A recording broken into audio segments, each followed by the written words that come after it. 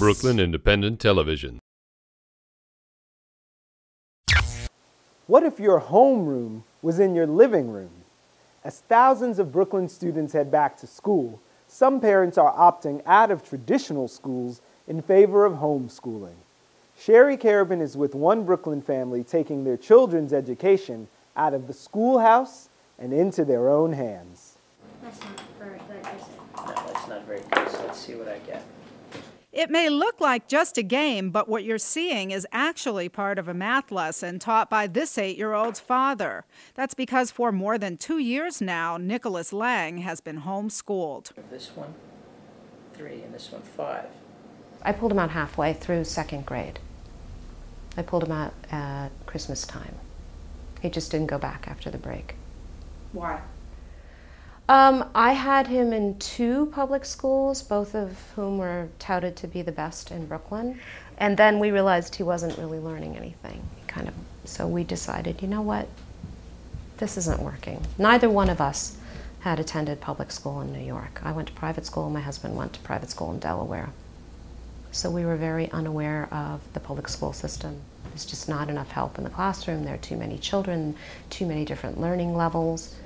Jones captures the province. He doesn't capture it, he captains the province. Now Park Slope resident ELECTRA Weeks serves as her son's primary teacher, getting help from her husband James, who focuses on math skills. We do some worksheets, practice, mostly at this level addition, and a little bit of all things probability with dice and games. So how many numbers are there on a die?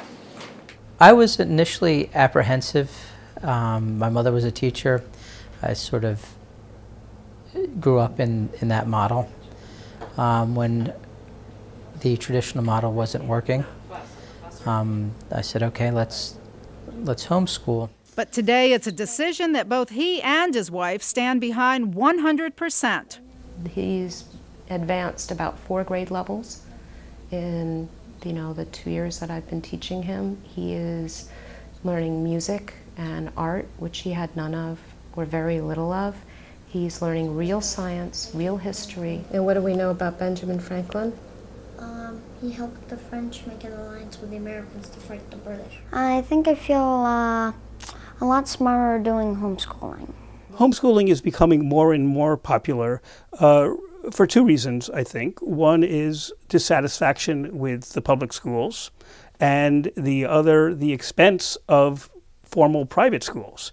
David Bloomfield is a professor of educational leadership at Brooklyn College and a former general counsel to the New York City Board of Education. Homeschooling is a very varied thing.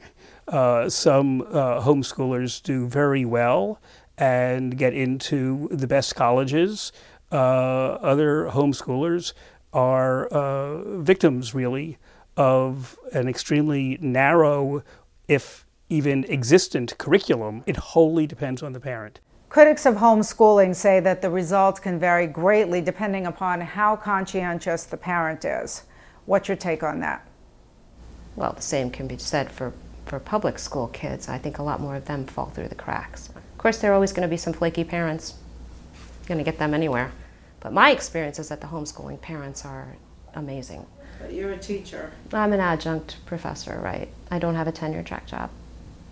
So you are not the average homeschool parent, though. Most homeschool parents wouldn't necessarily be professors. They wouldn't be, but you would be surprised. They're usually very highly educated. I have rarely seen parents, at least in this neighborhood, who aren't.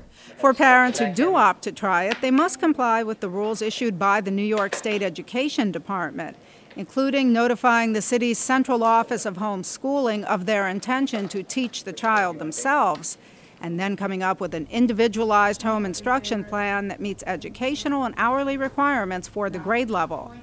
In addition, parents must file quarterly reports about the child's progress, and students must undergo annual assessments that generally include one of several available nationally approved achievement tests. You can give them the PASS test, which is what a lot of students in the public schools take here. But that's a very rudimentary test. My husband had grown up in Delaware, and he had taken the Iowa test, which is very explicit. It's, you know, it tests you on history, science, grammar, reading. It's very, you can break it down. The categories are easily understood. While Nicholas receives most of his instruction from his parents, he also attends homeschool classes taught by other parents, as well as taking art and music lessons. It's a lot better than school because the school I went to, they didn't even teach a history. What I like about homeschooling is the amount of attention that Nicholas gets with respect to academics. With homeschooling, you can really pack a lot of learning into the amount of time that you have. Good one in. So now it's your turn. It's my intention to continue to homeschool him for as long as he wants to be homeschooled, and then we'll try to see if we can find a school to put him into and see if we can afford it. I wouldn't put him in a public school in New York, I'll tell you that. Which one do you want to do? Okay. For Brooklyn Review, I'm Sherry Karabin. So why don't you start? Follow us on Twitter at BK Independent TV.